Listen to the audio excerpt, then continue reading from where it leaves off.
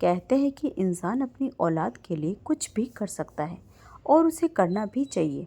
ऐसे भी माँ बाप हैं इस दुनिया में जो तकलीफ़ों से तंग आकर अपनी ही औलाद का गला दबा देते हैं। लेकिन मुझ में इतनी हिम्मत नहीं थी, पर कुछ और करने की हिम्मत जरूर थी। और आज मैं वही करने जा रही थी। मेरा एक एक कदम मुझे एक एक मन का लग रहा था, पर जो मैं करने जा रही थी वह एक गुनाह था। मुझे अपने पति आरव के साथ बिताए वो सारे पल याद आ रहे थे, वो लम्हे जो हमने साथ जिए थे। आज मुझे चीख चीख कर रोक रहे थे, कह रहे थे भले वह इस दुनिया में नहीं है, पर उसके साथ इतनी बड़ी बेवफाई मत करो। लेकिन मैं बढ़ती चली जा रही थी। मेरे कपड़े भी मायूसी में डूबे थे, चेहरा बुझा हुआ था। पर अजीब बात ही, आज मैं शायद अपनी जिंदगी की सबसे खूबसूरत लग रही थी, इतनी कि खुद मुझे डर लग रहा था। पर इस खूबसूरती का क्या फ़ायदा? आज जो कयामत मैं बन रही थी वही कयामत मुझ पर टूटने वाली थी। मैं उस शख्स के कमरे में गई, लेकिन जो मंजर देखा मेरे हाथ जुड़ गए। मैं ज़मीन पर बैठकर रोने लगी और भगवान का नाम लेने लगी, क्योंकि मेरे सामने एक चमत्कार हुआ था। आज मेरे पति को इस दुनिया से गए हुए 1 हफ्ता हो चुका था। हाथ में जो थोड़े पैसे थे वे भी खत्म हो चुके थे। अब यह वो ज़माना नहीं था कि थोड़े पैसों में गुजारा हो जाए। हर रोज़ के लिए इतने पैसे चाहिए होते थे जितने बनते ही नहीं थे। मेरे 4 बच्चे थे, वो सब 5 साल के अंदर ही थे, क्योंकि मैंने हर साल एक बच्चा पैदा किया था। मेरे पति आरव को बहुत शौक था उसके ढेर सारे बच्चे हो। वह कहता था कि मर्द की इज्जत उसकी औलाद की गिनती से होती है। अगर किसी के बच्चों की फौज हो तो लोग कहते हैं देखो कितना खुशकिस्मत है। मुझे समझ नहीं आता था कि उसे इससे क्या खुशी मिलती है, पर चूंकि मेरी शादी भी कम उम्र में हुई थी, इसलिए मैं ज़्यादा कुछ समझ नहीं पाती थी। जब डॉक्टर ने पहले बच्चे पर कहा कि इसका ऑपरेशन करना पड़ेगा, तो आरव का चेहरा उतर गया। उसने डॉक्टर से कहा कि अगर इसका पहला ऑपरेशन हुआ तो फिर जिंदगी भर ऑपरेशन ही होंगे। डॉक्टर ने कहा था तुम्हारे पति को तुम्हारी परवाह नहीं है, बस औलाद की पड़ी है। मैंने डॉक्टर से कहा जो वह कहते हैं वही करे। उस दर्द से मैं गुजरी वह सिर्फ मैं जानती हूँ। लेकिन जब मैं अपने बच्चे को गोद में लेकर लौटी तो आरव ने मेरा बहुत ख्याल रखा, इतना कि मुझे उससे फिर से मोहब्बत हो गई। मुझे लगता था वह दुनिया का सबसे अच्छा इंसान है, पर वह बस अच्छा था, समझदार नहीं। इस दुनिया से चला गया और हमें बेसहारा छोड़ गया। रिश्तेदारों से कोई लेना देना नहीं था, इसीलिए किसी ने मदद भी नहीं की। घर की चीजें एक एक करके बिकने लगी। भूख ने हद पर कर दी। अब तो मैं दूसरों से रोटी मांगने लगी थी। कभी किसी के घर से एक प्लेट दाल मिल जाती तो उसी से सबका पेट भरता। कभी किसी से चावल लेकर पानी में पका लेती। लेकिन यह सब कब तक चलता? बच्चे बहुत छोटे थे, मैं काम पर नहीं जा सकती थी। मुझे आता भी क्या था? ना पढ़ाई ना हुनर। माँ बाप ने कम उम्र में शादी कर दी थी। अब तो वे भी इस दुनिया में नहीं थे। भाई बहनों ने थोड़ी बहुत मदद की, पर वह भी कितने दिन चलती। मोहल्ले में एक किराने वाला था, नाम था महेश। उसकी दुकान पर मैं एक दिन गई। लोग कहते थे वह बड़ा चालाक आदमी है, लालची भी, लेकिन कभी कभी अच्छा भी बनता है। मैंने बहुत देर तक उसकी दुकान पर खड़ी होकर सोचा कि क्या मांगूं। फिर हिम्मत करके बोली भैया मुझे राशन चाहिए पर पैसे नहीं हैं। वह मेरे पति को जानता था। उसने कहा ठीक है, ले जाओ, बाद में दे देना। और उसने सिर से पांव तक मुझे देखा। उसकी नज़र मुझे अजीब सी लगी। शायद मैं ज़्यादा सोच रही थी, या शायद सच में उसकी नज़र कुछ और कह रही थी। लेकिन अब मैं अकेली थी, हर नज़र मुझे डराने लगी थी। मैंने आटा लिया और चली आई। फिर यह रोज़ का सिलसिला बन गया। हर रोज़ कुछ न कुछ उधार ले जाती और वह खाते में लिख लेता। उसे क्या पता था कि मेरे पास अब कुछ देने के लिए नहीं है। घर की बची हुई चीज़ भी बेच दी थी। एक दिन मेरी पुरानी दोस्त किरण आई। जब से आरव नहीं रहा था वह पहली बार आई थी। अपने घर का बना खाना लाई थी, बच्चों को खिलाने लगी। मैंने कहा तू कैसी है? वह बोली मुझे छोड़, बता तू कैसे जी रही है? मैंने कहा किराने वाले से उधार लेती हूँ, कभी कुछ कभी कुछ। वह बोली वह तो बहुत खराब आदमी है, पैसे लेने खुद लोगों के घर पहुँच जाता है। मैंने कहा जब आएगा तब देखा जाएगा, अब और क्या करूं? 4 बच्चे हैं, कहाँ जाऊं? उसने कहा मेहनत मजदूरी कर ले। मैंने कहा इतने छोटे बच्चों को छोड़कर कैसे जाऊं? उसने कहा कुछ तो करना पड़ेगा। उसकी बात मुझे बुरी लगी। मैं गुस्से में बोली, तू मुझे सीख दे रही है, खुद तो दिन भर बाहर रहती है, इसीलिए उसका पति दूसरी औरतों के पीछे भागता है। वह चुपचाप चली गई, लेकिन उसके जाने के बाद उसकी बात बार बार मेरे दिमाग में गूंजती रही। कुछ तो करना पड़ेगा। पता नहीं क्यों मुझे उसकी बात पर गुस्सा आ गया। शायद मुझे घर बैठकर उधार की चीज़ें लेकर खाने की आदत हो गई थी। मैंने कहा जो चल रहा है चलने दो, कोई उठाकर पुलिस में तो नहीं दे देगा। उधार क्या है, एक दिन पैसे लौटाऊंगी, कुछ न कुछ हो जाएगा। मैंने खुद को भगवान के आश्रय पर छोड़ दिया था। वैसे तो हम सबका ही भगवान पर आश्रय होता है, पर मैंने तो खुद को ऐसे छोड़ दिया था कि बस कुछ ना कुछ हो जाएगा। पर मैं कुछ नहीं कर रही थी। शायद यही मेरी गलती थी। फिलहाल मेरे पास और कोई रास्ता भी नहीं था। दिन इसी तरह बीतते रहे। मेरे बच्चे भी एक और काम करने लगे थे। जो थोड़े बड़े थे वे जाकर अपने लिए खाने पीने का सामान ले आते और कहते थे कि बाद में पैसे दे देंगे। अब बच्चे थे, उन्हें कैसे रोकती? पहले ही वे बार बार पूछते थे कि हमारा पिता कहाँ है। ऐसे में अगर उनका दिल बहलाने को वे 10-20 रुपए की कोई चीज़ ले आते तो मैं उन्हें नहीं रोक सकती थी। अपने पति की बहुत याद आती थी। देखा जाए तो मेरे साथ बहुत बुरा हुआ था। मेरे पति ने मुझे छोटी सी उम्र में 4 बच्चों की जिम्मेदारी दे दी, खुद दुनिया से चला गया। मेरा वजूद, मेरा शरीर, मैं इतनी खूबसूरत थी कि अगर मेरे सिर्फ 1-2 बच्चे होते तो शायद मेरी फिर से शादी हो जाती। कोई ना कोई मेरी खूबसूरती देखकर मुझसे शादी कर लेता। पर 4 बच्चों का बोझ कौन उठाएगा? कोई पागल कुत्ता भी काटे तो वह एक खूबसूरत लड़की के पीछे 4 बच्चों का खर्च नहीं उठाएगा। अगर वह चारों को दाल रोटी सब्जी भी खिलाए तो भी खर्च इतना भारी होगा कि वह पछताएगा कि मैंने औरत से शादी क्यों की। मेरे पति ने मेरी ज़िंदगी को खूबसूरत बनाने की खूब कोशिश की, पर अब उसके जाने के बाद मेरी मदद कोई नहीं कर सकता था। मुझे अपनी मदद खुद करनी थी, पर समझ नहीं आता था कि छोटे बच्चों के साथ यह सब कैसे होगा। एक दिन मैं दुकान पर गई तो किराने वाले ने मुझे एक अजीब बात कह दी जो उसे नहीं कहनी चाहिए थी। उसने कहा, पहले तो तुम बड़ी खूबसूरत होती थी, तुमने अपना क्या हाल बना लिया है। मैंने कहा, आपको तो पता है मेरा पति इस दुनिया में नहीं है। उसने कहा, पति न हो तो क्या इंसान अपना ख्याल रखना छोड़ देता है? मैंने कहा, शायद आप भूल रहे हैं कि हम उसी समाज में रहते हैं जहाँ विधवा को तेल में पका खाना भी नहीं मिलता, जूता भी नहीं पहन सकती और सोती भी जमीन पर है। तो फिर आप ये कैसे कह सकते हैं कि पति के जाने के बाद इंसान मर जाता है? वह बोला, यह सब पुरानी बातें हैं, आजकल कौन इन बातों को मानता है। मैं सामान में कुछ अच्छी चीज़ें डाल देता हूँ, अपना ख्याल रखा करो। मैंने कहा, इन चीज़ों की जगह आप मेरे बच्चों के लिए कुछ और दे दे। सच सलवट किसको दिखाना है? पर मेरे बच्चों का पेट भरे तो मेरे चेहरे पर खुशी और रौनक आ जाएगी। उसने कहा, वह भी दे दूंगा, पर अपना ख्याल रखा करो। तुम जैसी खूबसूरत औरत पूरे गांव में नहीं है, क्यों अपने आप को खराब कर रही हो? मैंने कहा, खराब तो हो गई हूँ। उसने कहा, नहीं, तुम्हें देखकर कोई नहीं कह सकता कि तुम्हें 4 बच्चे हैं। तुम में अभी भी बहुत खूबसूरती बाकी है।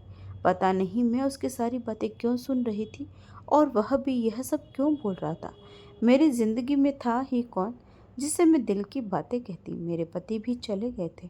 शायद दिल इतना भरा हुआ था कि मैंने उसे पराये आदमी अपनी बातें कहना शुरू कर दी। ऐसा कभी कभी होता है कि इंसान अपनों से जो कह न सके वह पराये से कह देता है, क्योंकि अपने उसे जज करते हैं और पराये उसे जज नहीं करते। इसीलिए शायद वह इस तरह की हरकत करता है और मेरे साथ भी यही हुआ। पर मैंने कोई गलत काम नहीं किया, कुछ बोल दिया तो क्या हो गया। लेकिन जब मैं घर आकर देखा तो उसने सामान के अंदर शैम्पू, क्रीम, लिपस्टिक, पाउडर वगैरह डाल दिए थे। क्या मुझे यह सब लगाना चाहिए था? और फिर हमारे गांव वाले तो बातें करते हैं, अभी मेरे पति के इस दुनिया से जाने को कई महीने हुए थे। अगर मैं ये सब लगाती तो लोग मेरी पीठ पीछे बातें करते और मैं ऐसा नहीं चाहती थी। इसीलिए मैंने कुछ भी नहीं लगाया। सोचा कि वापस कर दूंगी, पर फिर एक तरफ रख दिया। अगले दिन मैं फिर दुकान पर गई तो वह किराने वाले ने मुझे गौर से देखा और कहा, यह क्या? मेरी दी हुई चीज़ों में से कुछ भी नहीं लगा। मैंने कहा, दिल नहीं मानता मेरा। उसने कहा, दिल को समझा लो, तुम्हारे दिल के ना मानने से तुम्हारे पति वापस तो नहीं आने वाला। मैंने कहा, आपकी बात ठीक है। पता नहीं क्यों मैं उससे अपने दिल की बातें कर लेती थी। शायद मैं उससे मुफ्त में चीज़ें ले रही थी, इसीलिए अपनी मजबूरियां भी बता देती थी। आज तो मैंने उससे अपनी बेटी की दवा के पैसे भी ले लिए। वह सिर्फ राशन ही देता था, यह भी उसकी मेहरबानी पर दवा के पैसे भी दे दिए। बेटी बीमार थी तो उसने कहा, ले जाओ। मैंने बेटी को डॉक्टर के पास ले गई। वहाँ कुछ औरतें बैठी थी और उन्होंने कहा, यह तो काम नहीं करती, फिर उसके पास दवा कैसे आई? उन्होंने ऐसे बातें की जैसे मैं किसी पार्क में घूम रही हूँ। सब कहने लगे, हाँ वह दुकानदार है, अहम आजकल इस पर बड़ा मेहरबान है।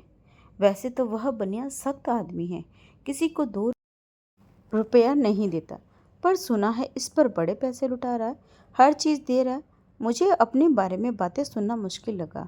यह सब मैं सुन ही रही थी, पर अब वह औरतें ऊंची आवाज़ में बोलने लगी कि मैं सुन लूँ। मेरे लिए वहाँ बैठना मुश्किल हो गया। जब मेरी बारी आई तो मैंने बेटी को का चेक करवा लिया, दवा ली और फौरन वापस आई। मैंने सोचा भी नहीं था कि मेरे बारे में कभी इस तरह की बातें होगी, पर गांव वाले तो ऐसे ही होते हैं, छोटी छोटी बातों के बड़े बड़े किस्से बना देते हैं। मुझे इस पल यह सोचना चाहिए था कि मेरे बारे में जो मेरी दुश्मन भी कोई गलत बात नहीं बोल सकती थी, आज पूरा गांव मेरे खिलाफ बात कर रहा है। ऐसा क्यों हो रहा है? मैंने ही उन्हें मौका दिया था। मुझे खुद को संभालना चाहिए था और इन सारी बातों से बाहर निकलना चाहिए था। पर मैंने सोचा, ये तो वैसे ही बातें हैं, दुनिया क्या कहती है? दुनिया तो बातें ही करती है। ये लोग मेरे घर में राशन तो नहीं देखते। वह भला आदमी है जो हमारी मदद कर रहा है, और मैं इनकी बातों में आकर उसकी मदद लेने से इनकार कर दूं तो मेरे बच्चे भूख से कहाँ जाएंगे? फिर क्या यह लोग मेरे बच्चों को खाना देंगे? अगर यह मेरे बच्चे को खाने की जिम्मेदारी उठाते हैं तो ठीक है, फिर मैं किसी से सामान नहीं लूँगी। एक रात मेरे पति भी सपने में आए। जब से वह इस दुनिया में नहीं थे, यह पहली बार हुआ। मैंने उनसे कहा, तुमने मेरे साथ अच्छा नहीं किया, मैं बहुत परेशान हूँ। उन्होंने कहा, सब कुछ ठीक हो जाएगा, पर तुम जो कर रही हो वह ठीक नहीं कर रही हो। मैं हैरान रह गई और अचानक ऐसा लगा जैसे यह सपना नहीं है। उनकी सूरत मेरी आंखों के सामने से गुजरती हुई गायब हो गई। मैं उठी तो पसीना आ रहा था। यह सपना ही था, पर बहुत अजीब। पता नहीं वह किस ओर इशारा कर रहे थे कि तुम जो कर रही हो वह ठीक नहीं है। अब मैं इस बात को क्या समझूं? सपनों में लोग क्या इशारा करते हैं? लोग कहते हैं कि सपने दिमाग का फिल्टर होते हैं। मैंने किराने वाले से बहुत सारा सामान ले लिया। सोचा आज भी जाना है, पर अजीब लग रहा था। आज जाने से पहले मैंने होठों पर उसकी दी हुई लिपस्टिक लगा ली, ताकि वह देखे और खुश हो जाए और सामान दे दे। कोई और बात ना करे, उसका सारा ध्यान इस बात पर चला जाए कि मैंने उसका दिया हुआ सामान इस्तेमाल किया है, तो फिर वह पैसे के बारे में कुछ नहीं बोलेगा। मैं यह सब इसीलिए कर रही थी ताकि मुझे सामान मिल जाए, पर मुझे क्या पता था कि मेरे साथ क्या होने वाला था। मैं दुकान पर गई। उसने फ़ौरन महसूस कर लिया कि मैंने लिपस्टिक लगाई है, यानी उसने देख लिया और उसके चेहरे पर मुस्कान आ गई। उसने कहा, वाह, आज तुम बहुत अच्छी लग रही हो। यही बात है, वाकई बहुत खूबसूरत लग रही हो। बोलो क्या चाहिए? मैं भी खुश हो गई कि जो करने आई थी वह हो रहा है। मैंने कहा, बच्चे बड़े हो रहे, थोड़े बहुत राशन से गुजारा नहीं होता। उसने कहा, अभी तो राशन आया नहीं है, मैंने माल नहीं मंगवाया, पर जो भी चाहिए मैं डाल के दे दूंगा। फिर इसका कोई सही हल निकालते हैं। महीने के महीने राशन ले जाना ठीक नहीं लगता। रोज रोज आओगे तो अच्छा नहीं लगेगा और लोग भी बातें करेंगे। मैंने कहा, हाँ गांव वाले तो बहुत बातें करते हैं, पर आप बहुत अच्छे इंसान हैं। आप मेरी इतनी मदद कर रहे हैं, फिर भी वे हमारे बारे में उल्टी सीधी बातें करते हैं। उसने कहा, ऐसा ही होता है, कोई किसी के लिए अच्छा करता है तो दुनिया उसे इस्तेमाल कर लेती है। पर तुम फिक्र मत करो। मैं हैरान थी कि यह इंसान इतना अच्छा है कि मुझे मुफ्त में राशन दे रहा है, फिर लोग इसके बारे में बुरा क्यों कहते हैं? वह कहता है कि अगर किसी को 2 रुपए देता है तो वह उसकी हड्डियों से 4 रुपया निकाल लेता है। बिना मतलब किसी का फायदा नहीं करता। पर मुझे तो अभी तक ऐसा नहीं लगा। खैर, मेरा काम हो गया और मैं वापस घर की राह ली। मैंने मुझे सामान की जरूरत थी और कोई तरीका समझ में नहीं आ रहा था, क्योंकि मैंने इतना सामान ले लिया था कि कीमत हजारों में चल गई थी। जब मैं घर आई तो मेरे बच्चे बहुत खुश हुए। उन्होंने देखा कि माँ इतनी सारी चीज़ें लेकर आई है, और मेरी आंखों में आंसू थे। रात को मैं बैठकर रोती रहती थी और कहती, हे भगवान, मुझे माफ़ कर दो। मैंने क्या किया? मैंने अपनी खूबसूरती का इस्तेमाल किया। पर मैं क्या करती? दुनिया की कोई भी माँ अपने बच्चों को भूखे नहीं देख सकती। फिर मैं क्या करूँ? मेरे पास और क्या था? घर का सामान भी बेच दिया था। कोई मदद करने को तैयार नहीं था। लोग फिर तसल्ली देते थे और तसल्ली से घर नहीं चलता।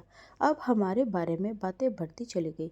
मेरी दोस्त भी मुझसे कह गई, मैं तो समझ रही थी ऐसा वैसा कुछ नहीं है, पर अब मुझे लगता है कि तू भी बहक गई है। मेरा दिल चाहता है कि मैं उसे थप्पड़ मार दूं। मैंने कहा, ऐसी कोई बात नहीं है, और तुम मेरी दोस्त है, तो दोस्त होकर ऐसी बातें कर रही है। उसने कहा, और क्या करूं? 2-4 जगह बैठकर मैंने तेरी बात की तो लोगों ने मुझे भी बुरा कहा। वह आती जाती रहती थी, कभी चक्कर लगाती, कोई ना कोई चीज़ लेकर आती, पर साथ में ऐसी बातें भी कर जाती थी कि मेरा दिल जल जाता था। मैंने कहा, मेरे घर आने की ज़रूरत नहीं है, अब मुझे तुमसे मिलना होगा तो मैं खुद आ जाऊंगी। इस तरह वह चुप हो गई। उसने कहा, ठीक है, एक मैं ही थी तेरे साथ, तूने मुझे भी साइड कर दिया, इसका मतलब तू ही गलत है। मैंने कहा, अगर तुझे लगता है मैं गलत हूँ तो फिर यहाँ आना बंद कर दे। उसने कहा, कल आ जाना, माल आ जाएगा, फिर कोई पक्का इंतजाम करेंगे। जब मैं गई तो उसने पहले से ही काफ़ी सारा सामान निकाल कर रख दिया था। पूरे महीने का आटा, घी, तेल, चीनी, दाल चावल सब कुछ पड़ा था। मुझे लगा कि शायद माल आ गया है, तो उसने कहा, नहीं, यह सब मैंने हमारे लिए निकाला है। मैं हैरान रह गई और कहा, यह सब क्या है? उसने कहा, हाँ, यह पूरा महीने का राशन है, और सब्जियाँ, फल, दही, दूध भी दे दूंगा। बच्चे के लिए कपड़े भी ले लेना, दवाइयाँ भी चाहिए होती है, 4 बच्चे हैं, कोई कभी कोई बीमार होता है, कभी किसी का कार्यक्रम होता है। महीने कैसे कटते हैं मैं अच्छी तरह जानता हूँ, और यह न समझना कि बस एक बार लेकर भूल जाऊँगा। जब भी आओगी, कोई भी बात होगी तो मैं मदद करूँगा। मैंने कहा, यह तो आपका बहुत बड़ा एहसान होगा। उसने कहा, देखो, आज मुझे तुमसे एक ज़रूरी बात करनी है। उसने आसपास देखा, दुकान पर कोई भी नहीं था। दोपहर का वक्त था और फिर उसने कहा, यह सब मैं तुम्हें दे रहा हूँ, पर यूं ही नहीं दे सकता, तुम्हें मेरा एक काम करना होगा। मैंने सोचा, शायद वह मुझसे कोई ज़रूरी काम करवाना चाहता है, क्योंकि मुझे पता चला था कि उसकी पत्नी के बच्चा होने वाला था।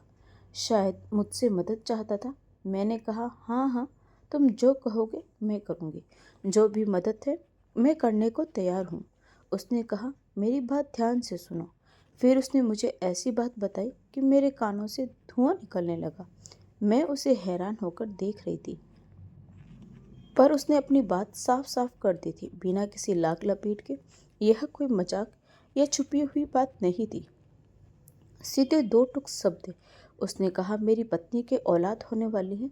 मैंने कहा, हाँ, मुझे गांव की औरतों ने बताया है। हो सकता है आपको मेरी मदद इसी के लिए चाहिए हो, क्योंकि शायद वह घर का काम वगैरह नहीं कर पा रही होगी। मैं कर दूंगी और बच्चा भी संभालूंगी। उसने कहा, उसे छोड़ो, मैं तो तुम्हें कुछ और ही बताना चाहता हूँ। मैंने कहा, क्या मतलब? मैं समझी नहीं। उसने कहा, मेरी पत्नी बहुत मोटी हो गई है, मेरा उसके पास जाने का दिल नहीं करता।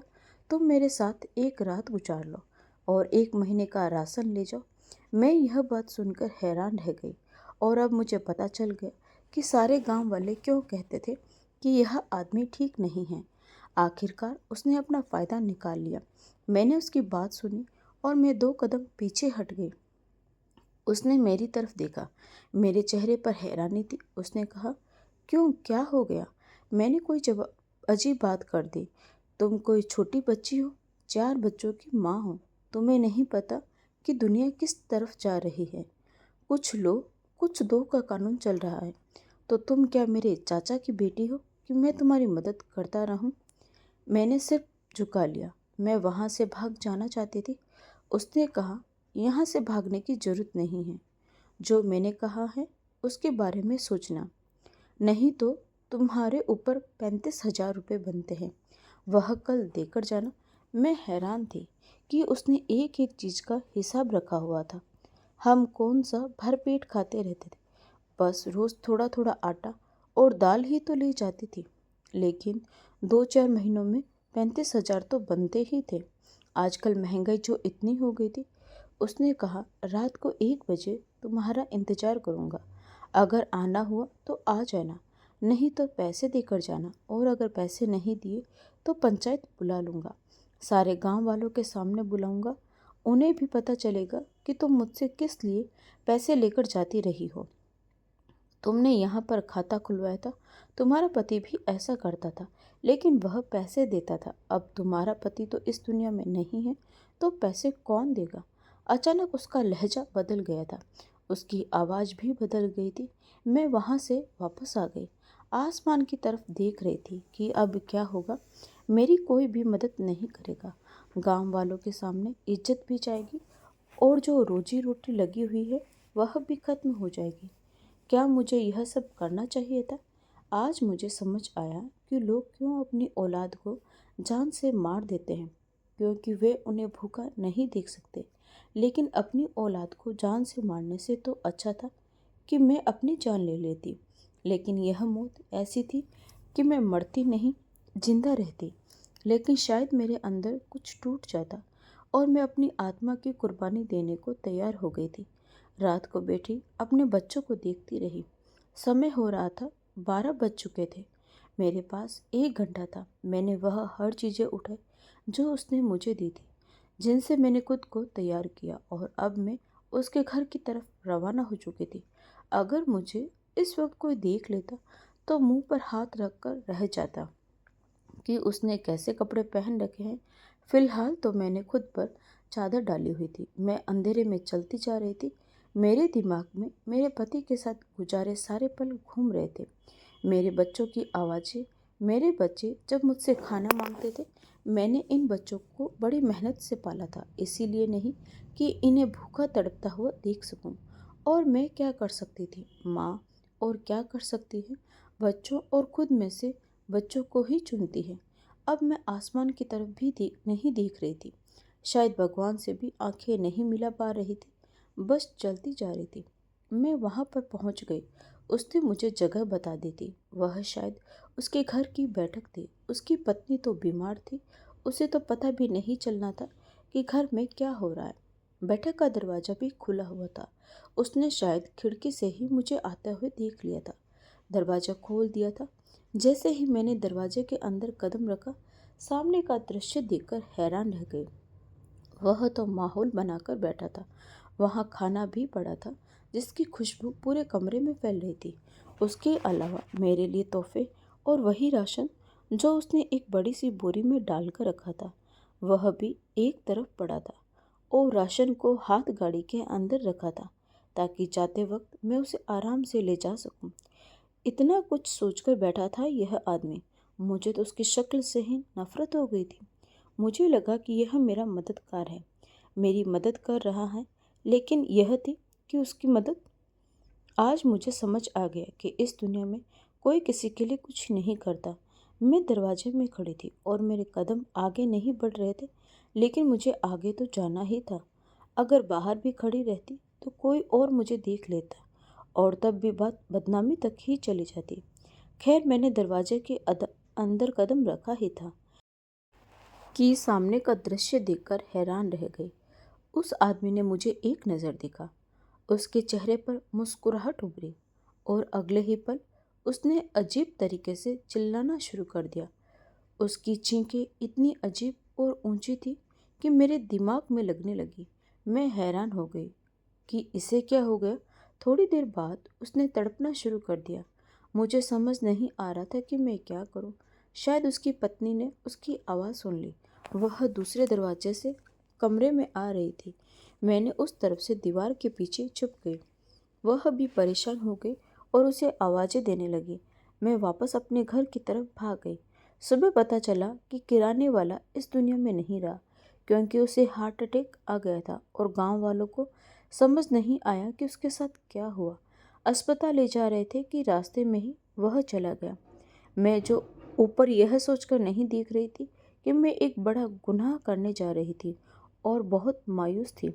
अब आसमान की तरफ देखते हुए मेरी आंखों से आंसू बह गए। क्या भगवान ने मुझे बचा लिया था या उस व्यक्ति की सजा उसके सामने आ गई थी? किसी को पता नहीं था कि मैंने उसका कितना कर्ज चुकाना है, इसीलिए वह बात वहीं पर ख़त्म हो गई। लेकिन उसके बाद मैंने भी सोच लिया कि मैं हाथ पर हाथ रखकर नहीं बैठूंगी और मांग तांग कर गुजारा नहीं करूंगी। अपने बच्चों को पालने के लिए कुछ न कुछ करूंगी। मैंने अपनी सहेली से संपर्क किया और उसे कहा कि वह मेरे बच्चों को 3-4 घंटे अपने घर में रख लिया करे। उसे इस काम के लिए महीने के कुछ पैसे दे दिया करूंगी और खुद मैंने मजदूरी करने जाना शुरू कर दिया। धीरे धीरे मुझे मेहनत की आदत पड़ गई। पैसे कम मिलते थे, गुजारा अच्छे से नहीं होता था, लेकिन यह पैसे अपने थे, किसी से मांगे हुए नहीं थे। इनमें किसी का डर नहीं था और सच कहूँ तो इन पैसों में बहुत बरकत थी। मैंने अपने बच्चों का खाना पीना पूरा करने लगी। फिर थोड़े से पैसे जमा करके घर में मशीन खरीद ली और घर में लोगों के कपड़े धोने का काम शुरू कर दिया। अब पूरे गांव मुझसे कपड़े धुलवाता था। गांव में इस तरह की चीज़ का पहले रिवाज नहीं था, लेकिन अब लोगों की सोच बदल रही थी, इसीलिए वे मुझसे कपड़े धुलवाने लगे। मैं ज़्यादा पैसे नहीं लेती थी। फिर धीरे धीरे मैंने पैसे भी बढ़ाने शुरू कर दिए, क्योंकि अब लोगों को आदत हो गई थी। अब मैं पूरे गांव के कपड़े वगैरह धोती हूँ। मैंने 2 और औरतों को भी अपने साथ रख लिया। इस बात को 3 साल हो गए। बच्चे भी थोड़े बड़े हो गए, वे भी मेरी मदद करते हैं। मैंने अपनी ज़िंदगी का बहुत बड़ा सबक सीखा है। पता नहीं किसकी दुआ थी या मेरी कोई अच्छाई जो मेरे सामने आई और मेरी इज्जत और जान दोनों बच गई। लेकिन अब मैं अपने पैरों पर खड़ी हूँ और मुझे इस बात की बहुत खुशी है। मेरे लिए यह हादसा होना बहुत ज़रूरी था, क्योंकि मेरी हड्डियों में पाप बैठता जा रहा था। मुझे मांग के खाने की आदत हो गई थी, लेकिन भगवान ने मुझे इस हादसे से गुजारा ताकि मैं समझ सकूं कि मुझे क्या करना है। और वाकई मैंने सबक सीख लिया है। यह दुनिया बड़ी बुरी है, कोई किसी को मुफ्त में सलाह भी नहीं देता।